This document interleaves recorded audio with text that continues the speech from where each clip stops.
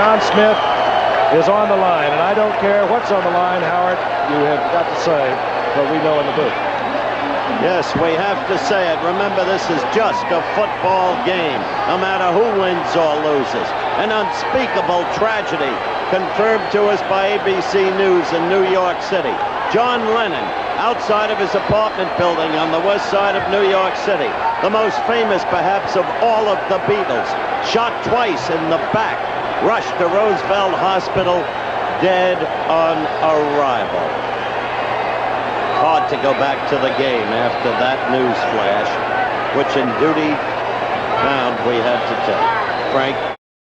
I was there at the Orange Bowl that night covering the game, on the field, getting ready to go into the Miami Dolphins locker room for post-game interviews, and thus wasn't listening to the ABC broadcast as much of the nation was. But as we were rushing into the locker room, jostling for position and worried more about a late-game defensive failure, I heard someone scream above the din in the bowels of that cavernous stadium, "John Lennon's dead! Someone shot John Lennon!" It was as if someone reached into my head and turned off my sense of hearing. The noise faded. Things got quiet. All these hard thought-out questions a young reporter was getting ready to ask players about the game were all gone. I was on autopilot when the doors opened and we shuffled into that tight post-game space because the man who once enraged the world by joking he thought the Beatles were more popular than God, the man who asked us to imagine if there were no countries, no possessions, and find a world of peace, was gone at the hands of a mentally deranged individual with a gun. This is the CBS Evening News with Walter Cronkite. Good evening. The death of a man who sang and played the guitar overshadows the news from Poland, Iran, and Washington tonight. Former Beatle John Lennon, who was 40, was shot and killed last night outside his luxury apartment in New York.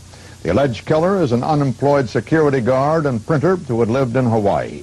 News of Lennon's death touched off a wave of shock and mourning around the world. Steve Young reports. The shooting happened at the Dakota apartment building minutes after John Lennon and his wife Yoko Ono left a recording session. When they got out of their limousine, a waiting gunman said, "Mr. Lennon," crouched in military stance and squeezed off at least 4 shots from a .38 caliber pistol.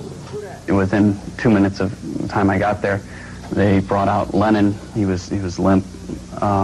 He had blood coming outside of his mouth.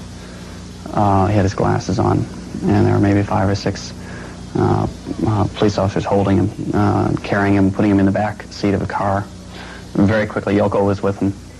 Lennon was rushed to the nearest hospital just a few blocks away, but was dead on arrival. For those of us who grew up in a certain era, that was the turning point, much like the assassination of John Kennedy was for an earlier generation.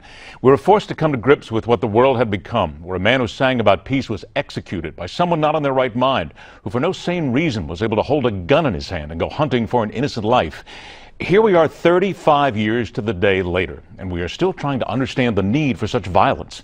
We're still seeking to find an answer to guns in the hands of maniacs, and we have yet as a people, as a nation, made the conscious decision to put aside hate because it's so easy to be led down a dark path by cowardly leaders and those cowards who wish to lead, as they plunge America into a dark and fetid hole it will take us decades to emerge from.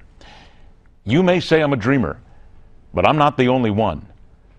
I hope someday you'll join us, and the world will be as one.